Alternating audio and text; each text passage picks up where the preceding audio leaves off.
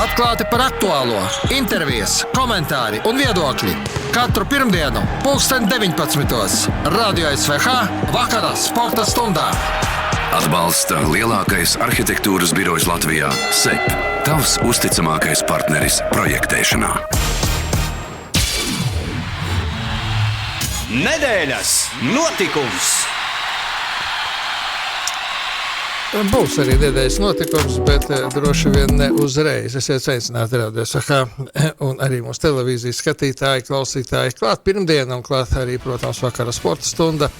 Tiksim arī līdz nedēļas notikumam, bet sākumā nedaudz par tādām pēdējām aktualitātēm, kas ir notikušas kopš rīta līdz vakaram. Pirmkārt jau Daļasamiņas teikā laimīgā zaudētāja tomēr tika Vimbeldonas tenisa turnīra pamata sacensībās. Tiesa pirmajā spēlē viņa zaudēja Horvātijas tenisistē, kura gan arī pasaules rangā ir krietni augstāk par vairāk nekā 40 vietām augstāk nekā Darja. 3 setos zaudēja. Aļona Ostapenko pirmo kārtu pārvarēja, ne bez pūlēm, bet pārvarēja. Vēl VF Rīga basketbola komandā atgriežas Mareks Meijeris un Šķēle jaunākais, protams. Tāda interesanta ziņa, es domāju, ka sporta cienītājiem, no tādām varbūt pēdējā brīža ziņām vēl var pateikt, ka pašais futbola virslīgā ir sākusies 21. kārta un pirmais puslaiks ir 2 spēlēs aizvadīts Rīga futbola klubu pret Audu vadībā ar 2-0 un Jelgava 1-0 vadībā pret Grobiņas komandu. Tie ir tādi, var teikt, pēdējo minūšu, pēdējo stundu jaunumi, kas ir notikuši. Un vēl Mārtiņš Steinbergs, Latvijas izlases basketbolists, ACB līgā Spānijā pārceļas uz citu komandu, uz Mursijas komandu. Protams, ka aizvadītā nedēļa bija ļoti piesātināta un ne tikai pasaules kausa futbolā, kas, protams, pašais pasaulē ir lielākais un pasākums, kuram arī seko visvairāk ir noskaidroti ne tikai jau visi 16 daļfināla dalībnieki, ir jau zinām arī pirmā 8 daļfināla komanda, proti tā ir Kanāda. Par futbolu mēs vēlāk arī parunāsim un ne tikai par, protams, pasaules kausu, bet vienu notikumu gan mēs izcelsim kā parasti, kurš tad būs nedēļas notikums. Nedēļas notikums!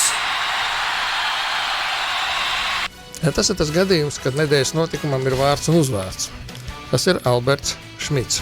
5. vieta NHL draftā, augstākā Latvijas hokeja vēsturē. Ņujorkas Rangers komanda viņa ar 5. numuru izvēlējās tās lielākā daļa prognožu, kas bija jau kopš ziemas, kad Albertam tika atvēlēta vieta 10. visbiežāk reti, kuros apskatos, kuros vērtējumos viņš bija aiz pirmā 10. pat, laikam augstākā, ko es esmu manījis, bija 4. vieta, kas viņam tika paredzēta. Liela kļūda nav, katrā ziņā turpat viņš arī ir no 10. vidū, 10. otrajā pusē. Līdz šim augstākā vieta mums draftā bija Zemgam Girgensonam, viņš bija 14.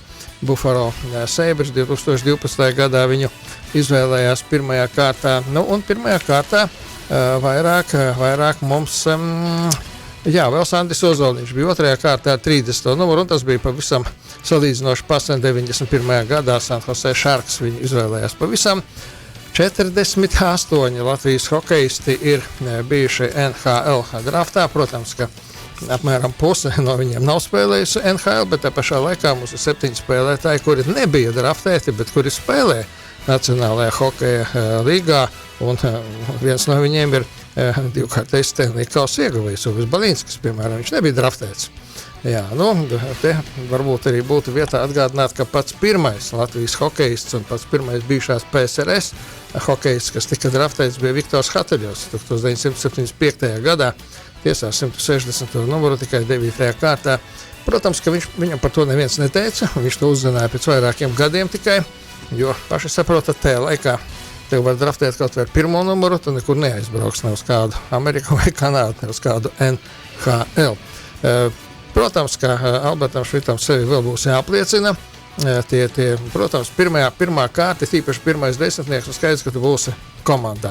Bet tik un tā tev vietas sastāvā būs jāizcīna, tomēr New York Rangers komanda ar ļoti lielām ambīcijām, komanda, kura kopš 94. gada nav iegūsta Stanley kausu un kur augsts beidzot atkal šo trofeju iegūt. Nu, kas zina, varbūt Šmita atnākšanu arī beidzot izdosies, jo komanda vēl papildināja sastāvu ar vairākiem labiem spēlētājiem.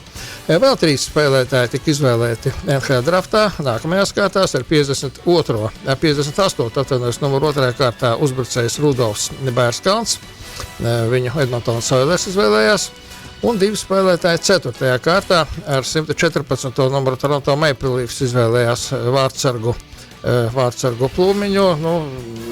Plūmiņš, kurš bija viens no labākajiem vārtsargiem arī U20 pasaules čempionātā, ceraties. Un Oliveru Mūrnieku ar 124. numuru izvēlējās Buffalo Sabres. Skaidrs, ka ne Plūmiņš, ne Mūrnieks viņi nespēlēs jaunajā sezonā Nacionālajā hokeja līgā, bet uzmanība viņiem ir pievērsta, viņiem sekos, un kur viņi turpinās un kā turpinās karjeru, tad jau laiks rādīs. Bet katrā ziņā par Albertu Šmitu mums ir liels prieks un varam būt lepni, ka mums ir tik talantīgs aizsargs, tik talantīgs hokejs, kurš NHL draftā tika izvēlēts ar 5.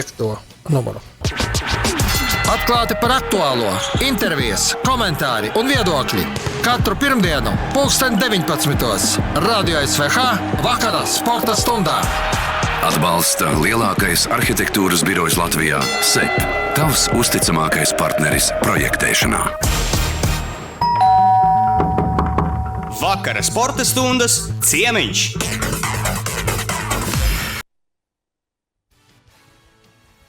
Vajadzēja teikt daudzskaitlī, jo mums ir 2 ciemiņi. Tie, kas seko mūsu mājaslapai vai kaut vai Facebook mājaslapai, tie zina, ka ūdens motosportisti brāļi Nils un Ardis Slakteri mums šodien ciemos. Un ciemošanās iemesli var teikt 2. Gan jaunākā brāļa lieliskā debija F4 pasaules čempionāta posmā, kas bija Klaipēdā, kur viņš pirmajā no posmiem pat uzvarēja. Un šīs nedēļas nogalē no 3. līdz 5. jūlijam Alūksnes ezerā notiks Eiropas čempionāts F4 formulā. 1 posms, 1 sacensības, un tad arī dalīs medaļas. Nils ir 2., Ardis 3. paudzē, laikam, ūdens motos. 3. paudzē abi esam. Abi 3. skaitaties. Jā, pareizi. Abi sanāk 3. Un tad jau es tā pieļauju, ka jums bija maz variantu pievērsties kādam citam sporta veidam. Īstenībā tētis bija diezgan atvērts un teica, ka mums nav jāizvēlās tas sports, tieši ūdens motosports. Un viņš teica, ja mēs to nevēlamies, mēs varam to nenodarboties, bet tā kā mēs tajā esam principā jau piedzimuši un uzauguši, tad laikam citu variantu nebija. Cik gadu vecumā jūs pamēģinājāt braukt pirmo reizi? Es pirmo reizi sāku 4 gadu vecumā. Es kādos 6 gados. Es jau domāju, ka tikai motokrosā tie puikas no 4-5 gadiem brauc. Izrādās arī ūdens motosportā. Jā. Es vispār esmu arī nemazo bērnu treneris, sākot no 5 gadu vecuma līdz pat 18 gadu vecumam. Tā kā arī jaunatne mums auga. Jūs jau paši esat vēl jaunatne. Tā laikam sanāk. Jā, Ardim cik 17, man liekas, ne? Jā, man ir 17. Jā, tas ir daudzos sporta veidos pats sākums. Un kā ir ūdens motosportā, tas ir, jūs esat vieni no jaunākajiem, vai ir vēl jaunāki, jo tomēr mēs esam, labi, es no F1, no pirmās formulas varbūt labāk zinu, tur tomēr tādi pieredzējuši vīri jau brauca, gan Kundiņš, gan tas pats Kapelīnis slavenais. Visās klasēs var atrast gan jaunākus pilotus, gan vecākus. Arī tajā pašā mūsu Formula 4 klasē ir piloti, kas, kā es saku, brauc ar laivām ilgāk nekā es dzīvoju. Tāpatās arī Formula 1 ir arī jaunāki piloti. Mans vecais komandas biedrs Igauns Stefans Ārāns arī brauc. Tā kā visās laivu klasēs var atrast arī jaunus un vecus pilotus. Ardis ir jaunākais F4? Jā, es esmu jaunākais pāris gadiem. Tagad pasaules čempionātā būs, jā. Kā domā, konkrēti no tevis kaut nedaudz baidīsies par to Klaipēdas rezultātus zinot? Iespējams, man liekas, pa brālis baidās. Jā, starp citu brāļu duelis būs. Jūs esat kādreiz sacentušies viens pret otru kādā no klasēm? Pirms nedēļām bija sacensības Jūrmalā, mūsu vietējais Latvijas čempionāts, kur es vispār negribēju braukt. Es gribēju audzēt tehniku Alūksnē, bet Gan jau, ka tev bija bišķi pēlā, brāčs. mani piespieda. Bail man nebija, bet pirms sacensībām nedaudz sašutis biju, jo man negāja tik ātri kā viņam, bet sacensībās visu nokārtojām.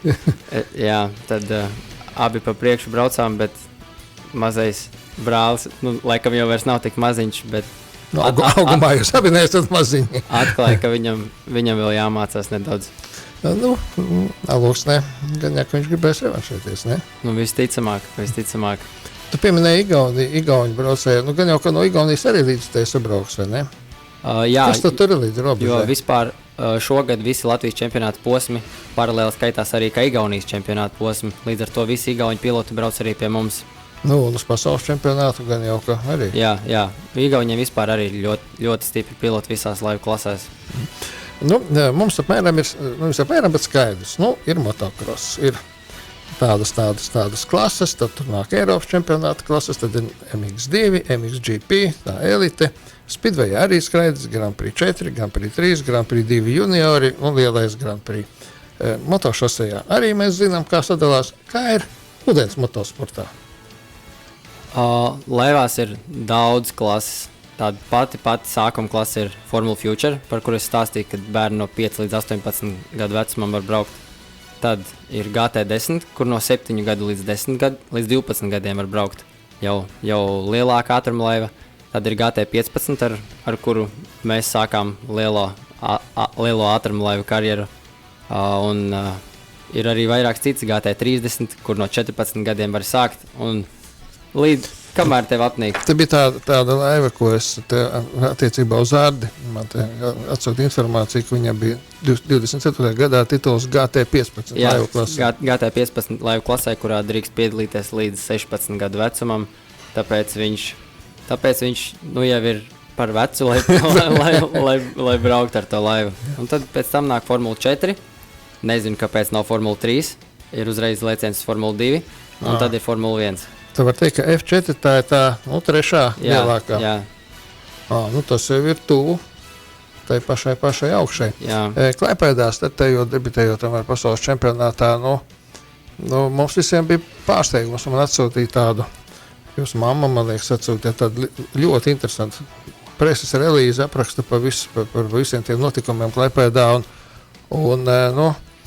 Es godīgi sakot, biju dzirdējis, ka ir jaunākais brālis, bet es pēkšņi izlasīju, ka viņš ir pole position, plus vēl pirmajā posmā uzvara. Kā pašam tas arī bija pārsteigums? Jā, tas bija liels pārsteigums. Mēs braucām uz turieni tikai priekš treniņa. Pieredzēju. Un brālis izdomāja kaut kādas dzenskrūs paņem līdzi, un izrādās ar viņu palīdzību mēs tikām līdz galam, tā kā pašai priekšē. Tagad tev Alūksnē publikā no jums gaidīs, skaidrs, ko no jums gaidīs, jā. Jā, bet Alūksne ir tā vieta, kur laikam Alūksnes ezers ir vislabāk pārredzamāks tas ūdens motosports, jo tomēr man liekas, ka salīdzinot ar citiem motorsporta veidiem, labi, tur rallijā tev jāzina, uz kuru ātrumu posmu braukt, kur labākā vieta. Bet, principā, motokrosā arī tev jāzina, vai motošosejā, kur var labāk redzēt, bet jūs tur kaut kur tālu pa ūdeni, viņi tur brauc. Tas skaistums ūdens motosportā, ka tu, principā, nostājoties vienā vietā, var pārredzēt visu trasi, un tev nav jāstāv noteiktā sektorā, lai redzētu kaut ko interesantu. Un Alūksnē tiešām skaista vieta. Jāsaka, ir tas labākās vietas, vai viens vai otrs, kas... Labākā vieta, manuprāt, ir turpat uz pilsēlas virs tās kafejnīcas uz jumtiņa.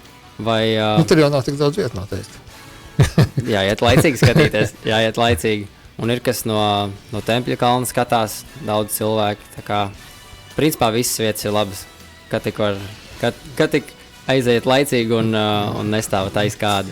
Jā, tagad pastāstiet man par tādu lietu. Es te palasīju, ko palasīju. Atis man arī kaut kad pagājušajā gadā vēl teica, pieminēja to Alūksnes ezeru un teica, ka tur ir īpašs ūdens, ka tur ir blīvums citādāks. Pastāstiet nedaudz par tiem ūdeņiem.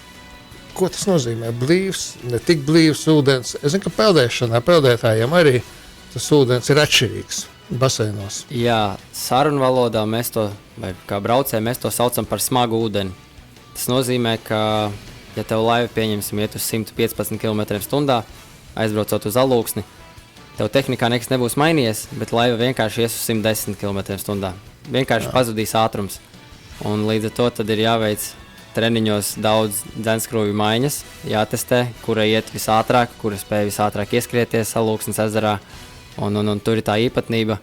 Un cerams, konkurenti par to nezin, lai mums būtu, lai ārzemnieki tieši, lai mums būtu kaut kāda priekšrocība kā vietējiem. Un tādā ūdenī braucot droši vien, ka tur arī tai braukšanas tehnikai, es domāju, braukšanas tehnikai kā tādai, nevis motoram lielāka nozīme. Vai tomēr ne? Dēļ paša ūdens it kā nē, bet trase tur ir ļoti īpatnēji tādā ziņā, ka ja citās trasēs ir vairāk bojas un uz trajektoriju rēķinu un uz meistarību var nobraukt ātrāk, tad Alūksnē tā trase ir diezgan vienkārša, bet skatītājiem interesanti, jo visi brauc ar principā vienādām trajektorijām, līdz ar to tie rezultāti ir ļoti tuvi, tur līdz pat sekundes simtaļām mēs braucam. Top 10 parasti ir dažās desmitdaļās. Arnis daudz brauc pa Alūksnes ezeru? Katru gadu, kad man bija tā iespējas. Bet ar Formula 4 vēl Formula 4 neesmu. Formula 4 vēl neesmu. Būs tagad pirmā reize. Kā notiek pirms tam? Ir kaut kādi brīvie treniņi. Tomēr, tā kā motorsportos visam, tomēr jāzina tie apstākļi kaut nedaudz. Protams, ka mainiekiem ir priekšrocība, bet ne tik un tā. Mums sākas diena ar treniņiem. Cik es zinu, Alūksnē mums viņi sāksies laikam 9:30. Tie, manuprāt, iet vai pusstundu vai 45 minūtes. Tad ir pauzīte. Tad nāk kvalifikācija, kas Eiropas čempionātā ir vienkārši stundu. Mēs viss bars, visas laivas riņķojam, kurš uzsitīs ātrāko apli laiku pa to stundu. Un pēc tam jau nāk braucieni, skatoties pēc tā, kurā vietā tu biji kvalifikācijā. Cik apmēram būs tie konkurenti, tad es jau ir spētīgs. Bija kāds 16, šoreiz diezgan maz ir salīdzinot ar citām. Tas salīdzinoši maz, jā? Es īstenībā neteiktu. Bet toties būs no Sudānas pat komanda. Jā, es neteiktu, ka tas ir maz. Alūksnes trase ir diezgan īsa, un tas nozīmē, ka mēs visi brauksim viens otram ļoti tuvu. Un skatītājiem noteikti būs ko redzēt. Alūksne vienmēr ir ļoti, ļoti interesanta sacensība ar to, ka tiešām visi brauc viens otram mastē un mēģina apdzīt, un interesanti momenti ir ļoti daudz. Mēs jau pirms tam te runājām, un Viļņi nav jūsu labākie draugi noteikti. Arnim ir gadījies piedzīvot kādu, protams, vai nekas tam līdzīgs nenotiek arī Alūksnē, jo tomēr ūdens motosportā arī gadās avārijas. GT15 ļoti daudz tur bijušas, bet ar F4 vēl nekas nav sanācis par laimi. Vēl tikai nesen braucu. Jā. Jā, man ar Viļņiem nav tik labas attiecības kā Ardim. Pirms dažiem gadiem Klaipēdā sanāca palikties uz vienu viļņa, izlaist otro un trešajā ieņurkot pilnā ātrumā. Bet esmu vesels, man viss kārtībā, turpinu braukt un ceru, ka tā vairāk negadīsies. Jā, bet, protams, ir bijuši visos motorsportos gadās arī smagas avārijas. Kā izpaužas tā drošības uzlabošana ūdens motosportā? Spidvejā tā piepūšama apmala tagad likumos. Tur motokrosā tā drošības zona tiek palielināta lielāka motošosejā un tā tālāk. Kā ir ūdens motosportā? Tur jau ezers liels, kā tā drošības zona. Tieši par F4 runājot, uz nākamo gadu ir ieviests noteikums, ka visām laivām ir jābūt tā saucamajam crashboxam. Tā ir tā vieta, kur cilvēks sēž. Apkārt viņam ir jātaisa daudz biezāks materiāls, lai, ja laivas saskrienās frontāli, lai laivas neizdurās cauri vienotrai. Tas ir noteikums uz nākamo gadu, jo šobrīd tikai dažām laivām tāda ir. Tas būs obligāti nākamā. Jā, tas ir uz F4. Jā. Labi, šī tā trešā. Trešo līmeni es negribu tā teikt, tas tā kāds var pārprast. Kaut kādā trešā līmenī viņi tur brauc, trešajā līgā kaut kādā spēlē. Nē, tas ir to elitei. Bet, protams, gan jau, ka jums ir arī vismaz klusībā mērķi arī tikt augstāk. Sen mums nav bijis neviens pirmajā formulā braucējs.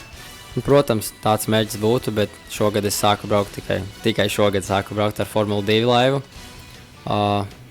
Jātrenējas, jābrauc sacensībām, jāuzlabo rezultāti, un tad jau, kas zina, varbūt nākotnē varbūt nākotnē Formula 1.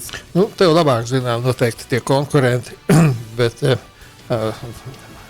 Ardim tu pastāstīsi, kurš no tiem ir bīstamāks, kuram ir kaut kādas niansītas un tā tālāk. Īstenībā visi jau ir spēcīgi. Tur neviens uz sacensībām nebrauc, kurš nebūtu gatavs uzvarēt.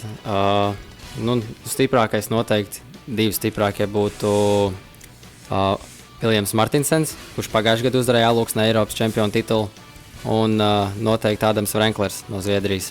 Tas ar kuru Ardis dala pirmo vietu Jā. pasaules čempionātā pašais kopvērtējumā. Jā, Vēl 2 posmu pasaules čempionātā, jā? ir jā. Itālijā. Nu, uz tevi jau tu skatīsies konkurenti droši vien citādāk, jo Klaipēdā viņi tev pirmo reizi ieraudzīja. Jā, jebkurš var tā kā dabūt to, kā pateikt, izšaut tā kā. Starts arī ļoti svarīgs, vai ne? Ūdens motosportā. Tas, man liekas, svarīgākā daļa no visas tā sporta. Bet es arī piekrīstu, ka kamēr citi piloti domā, ka ātrums ir svarīgākais, jo, man iet uz 120, tev iet uz 110. Es uzskatu, ka starts ir pats svarīgākais, jo, ja tu startā aizēji pa priekšu, apdzīšanas manevri vienmēr ir daudz grūtāki nekā braukt pa pašu priekšu.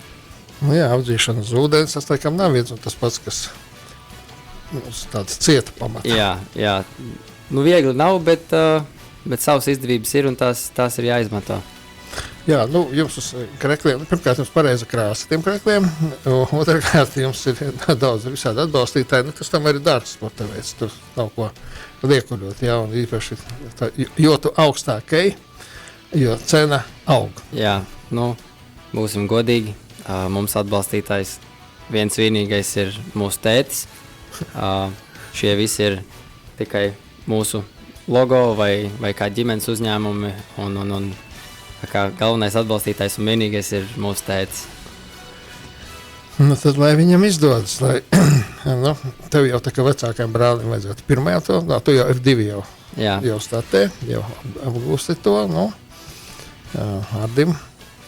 Man jau, protams, ne tikai man patīk, ka jūs abi būtu uz goda piedestāla, kurš augstāk pakāpiena, kurš uz zemāk, tas, protams, jūs gan jau vienosities kaut kā, bet galvenais, lai ir laba nedēļas nogale. Jā. Lai nav nekāda negadījuma, jo motorsporta veidos paši ziniet, atkarīgs viss ne tikai no tevis. Galvenais braukt ar prieku un mums nesastrīdēties vienam ar otru. Nesaskrieties uz ūdens. Tas noteikti. Tad viņš varēs mukt no manis krastā. Paldies, ka atradāt laiku, lai viss izdodas. Paldies. Atklāti par aktuālo, intervijas, komentāri un viedokļi. Katru pirmdienu, 19:00. Radio SVH vakarā sporta stundā. Atbalsta lielākais arhitektūras birojs Latvijā – SEP. Tavs uzticamākais partneris projektēšanā.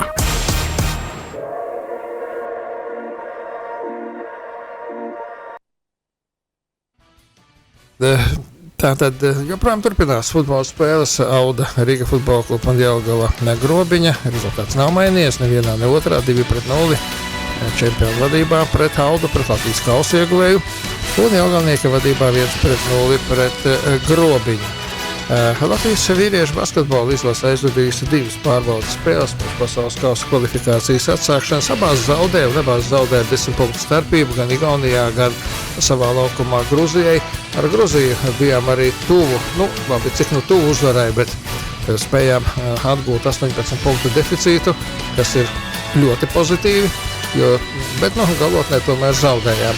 Protams, ka šādas spēles, tas ir pārbaudas spēles, tāpēc tās sauc, kaut gan es nedomāju, ka ļoti liels optimisms ir, bet komandas galveno treneri Jāni Gailīti mēs esam sazvanījuši. Labvakar, Jāni! Protams, ka lai tās būtu arī pārbaudas spēles, bet jebkuram trenerim vienmēr gribas, lai komanda uzvar. Jā, tas ir labs apgalvojums.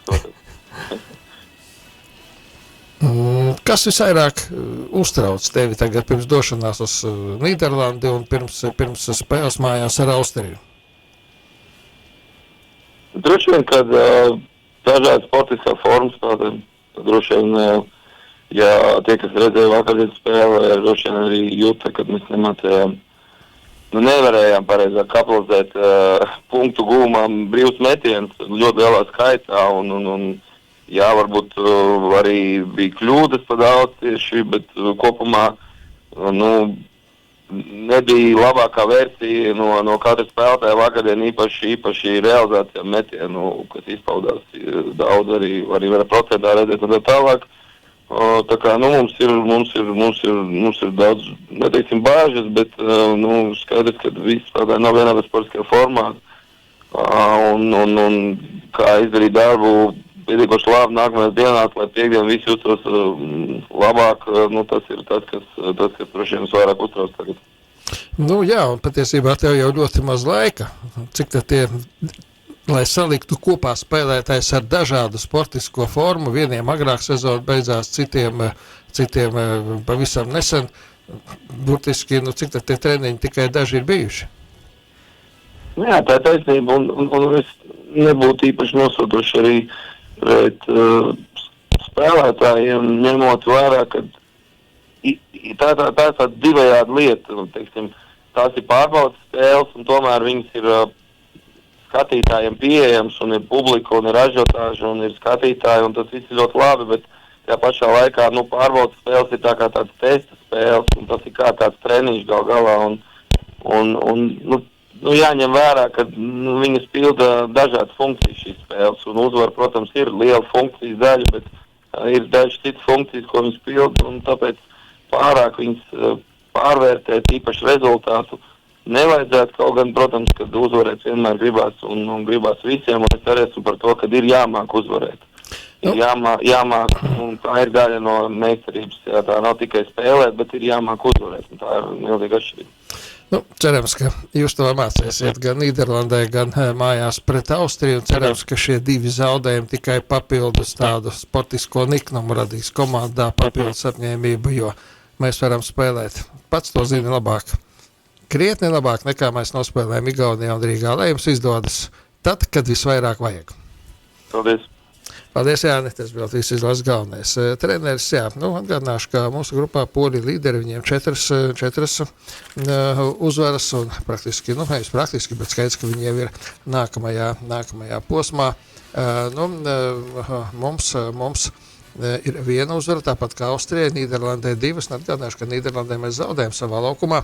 Tagad jācenšas revanšēties viesos, un Austriju mēs viesos uzvarējam, jāuzvara, protams, arī savā laukumā. Pēc nelielas pauzītes mums būs vēl viens zvans mūsu, laikam, no sporta spēļu komandām, vienam no visgarākajiem spēlētājiem.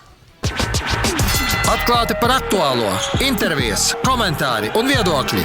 Katru pirmdienu, 19:00. Radio SVH vakarā sporta stundā. Atbalsta lielākais arhitektūras birojs Latvijā – SEP. Tavs uzticamākais partneris projektēšanā. Turpinām mūsu pārraidi, kamēr mēs klausāmies muziku un reklāmu, tikmēr Jelgava guva otros vārtus, Jelgava Grobiņa 2-0, abas spēles jau tuvojas beigām, bet mēs esam sazvanījuši pirmo Latvijas handbolistu, kurš ir ieguvis 2 Eiropas kausus, gan čempionu kausu, gan arī šogad Eiropas kausu, Daini Kristopānu. Labvakar, Daini! Jā, labvakar. Tev paveicās ar laiku, mājās Ludzā, tur visapkārt ezeri un tāds laiks. Var labi atpūsties, vai ne? Jā, gareiz atrodos pie ezera, atrodos vasarnīcā un sanāca arī nopaldēties. Nedaudz tevi apskaužat, kā atsakot. Jā. Vai var teikt, ka šī sezona no pēdējām sezonām tev bija vislabākā? Viena no labākajām. Grūti pateikt. Es labprāt skatītos to komandas aspektā, un šī sezona bija ļoti sarežģīta, ļoti daudz traumas ir bijušas, un varbūt kaut kādā posmā pat neizdevusies, un tad skaidrs, ka pašās beigās tā sezona vienkārši uzplauka, un mums sanāca vismaz uzvarēt vienā kausā, un noteikti. Es teiktu, ka ir veiksmīga un laba, pagājušajā gadā Melzengana bija 3. vietā Bundeslīgā, tagad 7. Bet toties jūs izdarījāt tādu ierakstu kluba vēsturē pirmo reizi Final Four, pirmkārt, otrkārt, pirmo reizi finālā un pirmo reizi uzvara, un spēlējot ar tādām komandām, labi, tā pati Flensburga kaut vai pusfinālā, Melzengana nebija ne tuvu favorīta tai fināla četrniekā. Jā, jāskatās uz to nedaudz dziļāk, piemēram, kad es arī sāku pārunas ar Melsungenes klubu, un tur jau veidojās tas projekts, un es jau gribēju arī pamēģināt uzspēlēt tā saucamiem underdogiem, kas ir komanda, kas nāk no apakšas, bet var cīnīties ar stiprām komandām, un katru gadu mums ir bijuši kaut kādi rezultāti, mēs esam tikuši fināla četrniekos, bet, jā, kā jūs pieminējāt, nekad nebija izcīnīts tituls. Jā, mēs tā gājām soli pa soli, un varbūt tādā brīdī, kad neviens negaidīja, mums tas arī sanāca. Vai var salīdzināt šo situāciju ar 2019. gadu un ar Skopjas Vārdaru, kad jūs uzvarējāt Čempionu līgā? Jūs arī nebijāt favorīti, vēl jau vairāk, tāpēc, ka pusfinālā ar Barcelonu bija jāspēlē, bet jūs ieguvāt titulu. Es teiktu noteikti, varbūt tur bija nedaudz savādākas problēmas, bet šogad ar Melsungenes komandu mums bija ļoti daudz traumas, kā es teicu. Sezonas pirmajā daļā tur jums, es skatījos vienu Bundeslīgas spēli, un tas komentētājs parādīja jūs savainotos spēlētājs. Viņš teica, reku vēl viena Melsungenes komanda. Tieši tā, sezonas sākumā mēs jau jokojām, ka mēs varētu ar divām komandām spēlēt Bundeslīgā, ar kuru mēs spēlējam, un ja tos traumētos ielikt citā komandā. Jā, tāpēc arī saku, tā sezona bija tik smaga, un skaidrs, ka tā slodze pēc tam liekas tikai uz to daļu komandas, kura spēlē, un tieši tāpēc tā sezona bija tik smaga. Nākam sezonu tu atgriezīsies Čempionu līgā. Melsungenei vēl viena jauna lapuse kluba vēsturē. Pirmo reizi vēsturē Melsungenes komanda spēlēs Čempionu līgā. Ir jau zināms arī jūsu grupas sastāvs. Tur visas grupas ir ļoti spēcīgas, tur vāju komandu nav. Jā, īstenībā mūsu grupa varbūt nedaudz atšķiras ar to, ka katra komanda var uzvarēt katru komandu, jo pārējās tur ir kaut kādi lielāki favorīti no pagājušās Čempionu līgas formāta, tās pati Vestbrama, Berlīne, Magdeburga, jā. Kaut kādā veidā favorīti, bet... Par Barcelonu nerunājot, jā. Jā, par Barcelonu nerunājot. Jā, bet mūsu grupā ir daudz maz līdzīgas komandas, un izskatās, ka būs ļoti interesantas spēles. Tev jau būs ļoti interesanta spēle ar vienu no komandām, ar Skopjas Vārdaru. Kas ir jūsu grupā? Trešo sezonu pēc kārtas. Jā, trešo sezonu pēc kārtas jūs ceļi krustojas. Jā, tieši tā, noteikti, jā.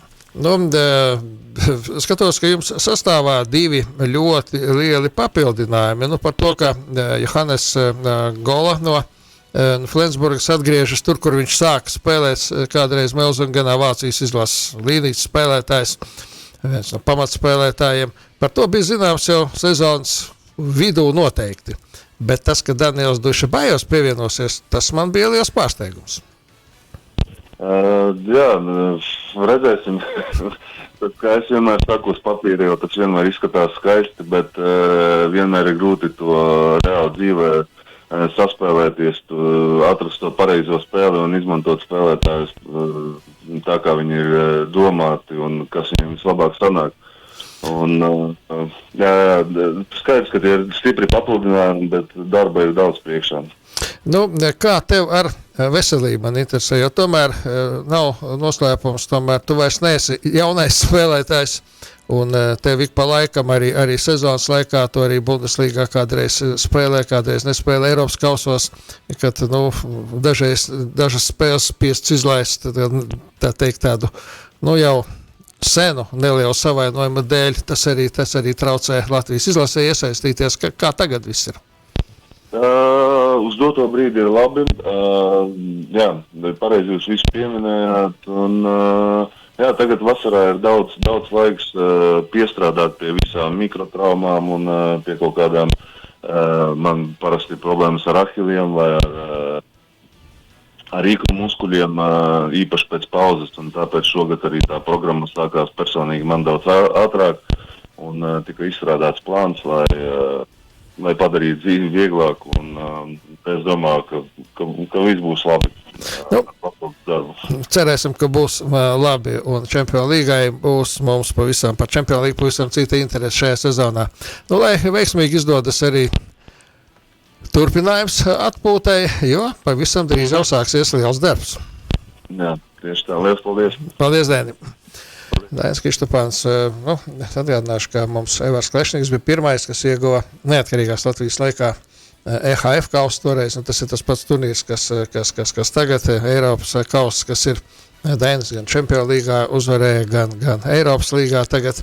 Un es nevaru nepieminēt Jāni Vilsonu, mūsu leģendāro vārdsargu, kurš 70. gadu sākumā ar Maskavas Maija komandu kļuva par pirmo Latvijas handbolistu, kurš uzvarēja toreizējā Čempionu kausa izcīņā, tagadējā Čempionu līgā. Nemaldos 71. vai 72. gadā tas bija. Tā kā, jā, par handbolu mēs vēl pēc nedēļas parunāsim, tāpēc, ka Latvijas U20 junioru izlase dosies uz Eiropas čempionātu, uz elites grupas Eiropas čempionātu, un patika aizvadītas 2 pārbaudas spēles Daugavpilī ar Somiju. Abas tika uzvarētas, kaut gan mūsu komanda nebija optimālajā sastāvā, gan Misalim savainojums, gan mūsu tā sauktie ārzemnieki vēl nevarēja tikt, jo Vācijā jākārto tagad eksāmeni. Vācijā tas mācību laiks ir garāks, izrādās. Bet par to mēs visu parunāsim nākamā pirmdien. Atklāti par aktuālo, intervijas, komentāri un viedokļi. Katru pirmdienu 19:00 Radio SVH vakarā sporta stundā. Atbalsta lielākais arhitektūras birojs Latvijā – SEP. Tavs uzticamākais partneris projektēšanā. Protams, ka būs arī konkursiņš no Sportlanda futbola pumpa, bet tas būs vēlāk.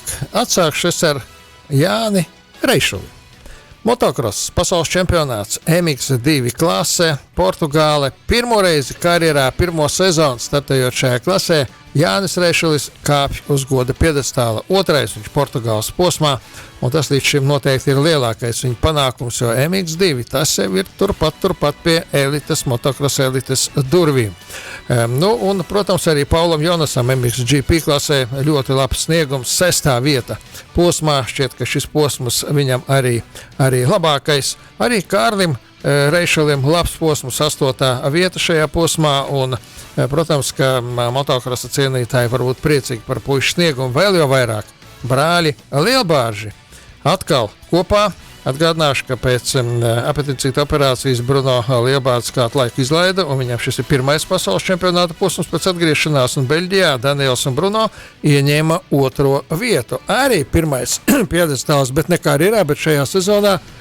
Protams, ka savainojumi un citas likstes, un viņi ir 8. kopvērtējumā pašreiz, bet brāļi ir atgriezušies, un atgādināšu, ka 25. un 26. jūlijā Madonā pasaules čempionāta posms motocrossā ekipāžām brāļi pagājušajā gadā tur uzvarēja, un mēs ceram, ka uzvarēs arī Madonā, un vēl ne tikai Madonā. Un, protams, arī mūsu rallistus nevar nepieminēt, jo Mārtiņš Sesks un Renārs Francis pasaules čempionāta posmā Akropolis rallijā Grieķijā viņiem tā uz augšu, uz leju, un beigās viņi ieņēma posmā 8. vietu. Arī nākamajā paredzams, ka pasaules kausa posmā viņi piedalīsies. Galu galā mums nedaudz laika palīdz, bet neesam neko pieminējuši par pasaules kausa futbolā. Dīvaini, vai ne? Nekās nākam pirmdien parunāsim vairāk, jo būs iemesls. Jā, Kanāda ir iekļūst 8. finālā. Tā kā visas komandas ir, kas spēlē izslēgšanas turnīrā, noskaidrotas, un šovakar 8:00 spēlēs Brazīlija ar Japānu, 23:30 Vācija ar Paragvaju un 4:00 no rīta Nīderlande Maroka. Visi 3 savā ziņā kaut kādā veidā ļoti interesanti pāri, gan Brazīlija, Japāna, gan Vācija, Paragvaja. Man jau visjautrākais pāris izskatās Nīderlande Maroka. Nīderlande fantastiski aizvadīja grupu turnīru. Maroka apliecināja, ka pagājušā gada pusfināls un 4. vieta, tā nebija nejaušība šai komandai, pirmajai Āfrikas komandai, kas pasaules kausā ir uzkāpusi tik augstu. Tā kā futbolā pasaules kausā sākas, tā teikt, aizraujošākā un interesantākā daļa, palikušas jau 31 komanda, jo Dienvidāfrikas Republika zaudēja Kanādai, un droši vien jau pošas mājās, vai varbūt devusies mājās. Visi galvenie favorīti, visi, tā teikt, lielie grandi un varbūt otrā līmeņa grandiņi, visi ir ierindā, visi spēlē, un jo interesantāks turnīrs mums solās būt. Bet, kas attiec uz virslīgu, tad Jelgavā 2-0 arī uzvarēja Grobiņi. Visticamāk, arī Riga futbola klubu uzvarēs, jo tur jau 5. kompensācijas laika minūte, viņi arī ar 2-0 vadībā. Tās ir pirmās 21. kārtas spēles. Tuvojas arī Eiropas kausa sezona. Tā kā futbolā arī mums šeit attiecībā uz Latvijas klubiem būs tas ļoti, ļoti interesants pasākums. Vēl par motorsportu es pavisam īsumā pieminēšu Biķernieku kompleksā sporta bāzi, kas šogad svin savu 60. dzimšanas dienu. Tāda līmeņa motošosejas sacensības, kā bija tagad, sen nebija redzētas. Baltijas čempionātā piedalījās arī 2 starptautiskā līmeņa somu motobraucēji. Emeli Lahti, kurš Superbike klasē arī uzvarēja, turklāt trases rekordu sasniedza, un Kenijs Koskinens. Te mēs varējām redzēt pēc ilgākā laika patiešām augsta starptautiska līmeņa motošosejas braucējus, un konkurencē ar viņiem 3. vietu ieņēma arī Dāvis Briedis. Latvijas sportisti citās klasēs ļoti sekmīgi startēja. Viņi pavisam izcīnīja uzvaras 6 motošosejas klasēs. Bet tagad mums ir pienācis laiks uzspēlēt ar jums. Konkurss Atceries vai mini? Tā kā par pasaules kausa futbolā mēs runājām maz, šodien nākamā pirmdien parunāsim daudz vairāk, un es atgādināšu, ka rīt no rīta mēs ierakstīsim, jūs pa dienu varēsiet redzēt un dzirdēt arī mūsu futbola studiju. Ilvars Kascinkevičs mums būs ciemos, mans kolēģis, futbola komentētājs, tā kā mēs parunāsim gan par pamata turnīru, par grupu turnīru, kas ir beidzies, gan arī apspriedīsim šo to jau no notikušā un no tā, kas draud notikt izslēgšanas spēļu turnīrā. Bet jautājums, protams, būs par futbolu. Var sākt zvanīt.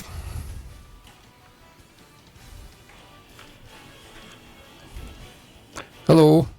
Labvakar! Jā, labvakar, kā jūs sauc? Adis. Agri, ja jūs interesēties par futbolu un sekojat pasaules kausam, jūs atbildēsiet ļoti ātri.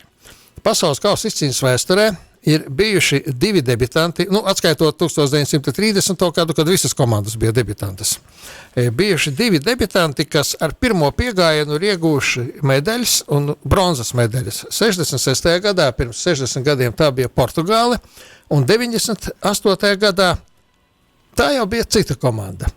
Abas šīs izlases piedalās arī tagad izslēgšanas spēļu turnīrā, kura komanda 98. gadā arī debitēja un ieguva bronzu. Jā, tā īsti neatceros. Varbūt Francija. Nē, Francija, Francija 98. gadā bija pasaules čempioni. Es jau biju domājis, ka ar pirmo reizi. Jā, halo, kā jūs sauc? Labvakar, Mārtiņš. Kaut kādi ziemeļnieki laikam bija? Nē, ziemeļnieki tie noteikti nebija. Drīzāk otrādi. Bet tā komanda bija no Eiropas. Pateikšu priekšā nedaudz. Ungārija? Nē. Ungārija bija sudrabs, bet ne debijas reizē 54. gadā. Nākamais. Kā jūs sauc? Nākamais vai Horvātija? Pilnīgi pareizi. Horvāti ar Prasinečki, ar visām savām zvaigznēm, bet to pirmo zelta paudzi leģendārā trenera Blaževiča vadībā 98. gadā ieguva bronzu. Nelieciet nost klausuli, sazināsimies ar jums, to daļu jūsu dati būs vajadzīgi, un rīt Edgars Barbaks ar jums sazināsies un sarunāsiet, uz kurien jums jāiet, lai dabūtu to pasaules čempionāta bumbu no Sportlanda. Mums laiks tūdaļ beigsies. Nākamā pirmdien tiksimies atkal. Ir mums padomā arī daži ciemiņi, gan no futbola apridām, gan ne tikai. Tā ka nākamā pirmdien jau jūlijā 1. vakara sporta stunda, 6. jūlijā 19. Tad arī tiekamies. Lai jums laba nedēļa! Atklāti par aktuālo, intervijas, komentāri un viedokļi. Katru pirmdienu, 19. Radio SVH vakara sporta stundā. Atbalsta lielākais arhitektūras birojs Latvijā – SEP. Tavs uzticamākais partneris projektēšanā.